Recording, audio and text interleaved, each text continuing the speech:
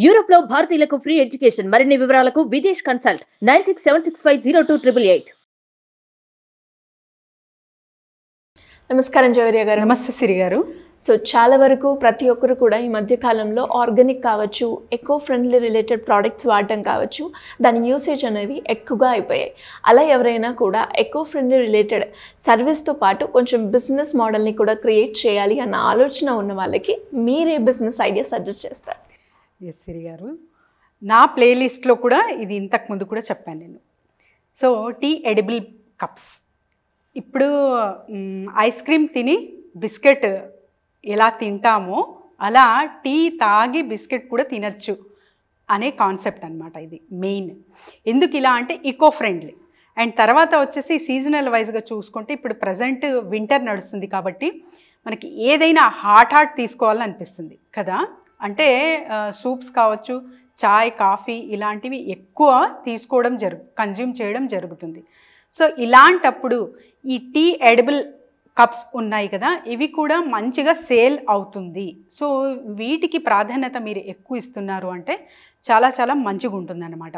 So ఈ tea edible cup business మీరు daily ఒక 3K అర్న్ చేయొచ్చు సిరి గారు. మంచిగా మీరు అంటే ఫుల్ ఫ్లెడ్జ్గా చేస్తున్నారు, మంచిగా టైఅప్ అవ్వారు చాలా మందితో అనుకుంటే 3000 వరకు కూడా మీరు పర్ డే అర్న్ చేయొచ్చు. ఇన్వెస్ట్మెంట్ ఎంత ఉంది? ఎస్ సిరి గారు, దీనికి ఇన్వెస్ట్మెంట్ వచ్చేసి మీరు జస్ట్ అంటే మటీరియల్కి ఒక 2000 కాస్ట్ పడుతుంది. అండ్ మిషనరీ వీటికి 1 lakh వరకు మీరు మినిమం పెట్టాల్సిందే. మంచి మిషనరీ కావాలా వీటికి అనుకుంటే 1 lakh నుంచి 3 lakhs వరకు కూడా ఉంది. అంటే మీ స్తోమత ఎంతవరకు తీసుకోగలరు. ఎందుకంటే ఇందులో ప్లేట్స్, తర్వాత వచ్చేసి బౌల్స్, ఇవన్నీ మేక్ చేసే మషిన్ కూడా ఉంటుందన్నమాట. వాటితో పాటు ఇవన్నీ మౌల్డ్స్ తీసుకుంటున్నారా లేకపోతే జస్ట్ కప్స్ తీసుకుంటున్నారా, వీటన్నిటికీ సంబంధించి ఉంటుంది కాబట్టి సో మీ రిక్వైర్మెంట్ ఏంటి, మీ బడ్జెట్ ఏంటి అది ఆలోచించుకుంటూ మీరు ఈ బిజినెస్ అనేది ప్రారంభించవచ్చు. అండ్ వింటర్లో, ఎస్పెషల్లీ వింటర్లో చాలా చాలా మంచి బిజినెస్ ఇది. ఎందుకంటే ఇందులో ఆ లిటిల్ బిట్ స్వీట్ ఉంటుంది, అంతగా ఉండదు. ఇది సూప్స్ ఉంటాయి కదా వేడివేడిగా, వీటికి కూడా మనము ఈ ఎడిబుల్ కప్స్ యూస్ చేయొచ్చు. ఓకే. ఎస్ సిరి గారు, దీనికి అంటే ఇది ఆల్రెడీ చెప్పాం కదా, మరెందుకు డిస్కస్ అంటున్నాము అంటే దీనికి మార్కెటింగ్ స్ట్రాటజీ ఒకటి ఉంది. సో ఇప్పుడు మనం ప్రస్తుత కాలంలో అయితే మన భారతదేశంలో చిన్న చిన్న వ్యాపారస్తులు ఎక్కువ మంది అనమాట. మెట్రోపాలిటన్ సిటీస్ అండ్ పెద్ద పెద్ద బిజినెసెస్ ఒక ఎత్తు అయితే అది మినిమం ఉంటుంది. ఎక్కడ చూసినా మీరు అంటే చిన్న చిన్న వ్యాపారస్తులే ఎక్కువ ఉంటారు, ఎంఎస్ఎంఈ బిజినెసెస్ ఎక్కువ ఉంటాయి. వాటితోనే మనము చాలా చాలా అభివృద్ధి చెందుతున్నాం. అండ్ ఇది ఫ్యాక్ట్ కూడా.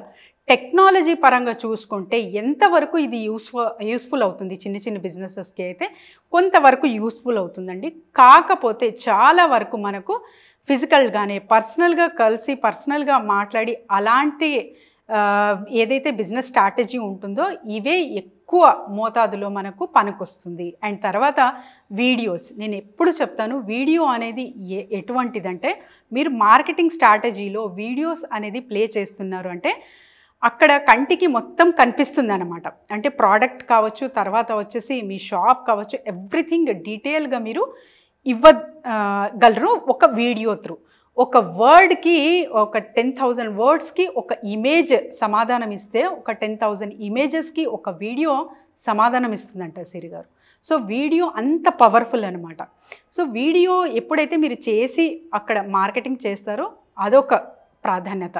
So that is the basic concept. ఆన్లైన్లో మనము టెక్నికల్గా చూసుకుంటే యూట్యూబర్స్కి యూట్యూబ్ ఇప్పుడు మేము మాట్లాడుకుంటున్నాం కదా, అది కూడా యూట్యూబ్ కాబట్టి సో వీటన్నిటికీ వీడియోస్ అనేది చాలా చాలా ఇంపార్టెంట్. మార్కెటింగ్ అనేది ఒక ప్రాధాన్యత అయితే ఫిజికల్గా కనెక్ట్ అవ్వడం అంటే పర్సనల్గా పర్సన్ టు పర్సన్ వెళ్ళి మన ప్రోడక్ట్ గురించి మన డీటెయిల్స్ గురించి ఎప్పుడైతే మనము అక్కడ ప్రజెంట్ చేయగలుగుతామో ఆ రీతి కూడా చాలా చాలా ఎఫెక్టివ్గా ఉంటుందన్నమాట. ఎందుకంటే పర్సన్ టు పర్సన్ ఎప్పుడైతే మీరు కలుస్తారో వీళ్ళు ఎంత మోతాదులో ఉన్నారు అంటే అసలు వీళ్ళకి చాలా ఇంపార్టెంటా ఈ బిజినెస్. నేను ఫోన్ కాల్లో మాట్లాడతాను, ఏదో ఒక మూడ్లో ఉంటాను, తర్వాత తీసుకుంటానంటాను, తర్వాత లేదంటాను, అలా జరుగుతాయి. మీరు ఎప్పుడైతే వాళ్లకు physical meeting, person to person meeting ఎప్పుడైతే ఏర్పరచుకుంటారో అప్పుడు బెనిఫిట్ అనేది చాలా వరకు ఉంటుంది.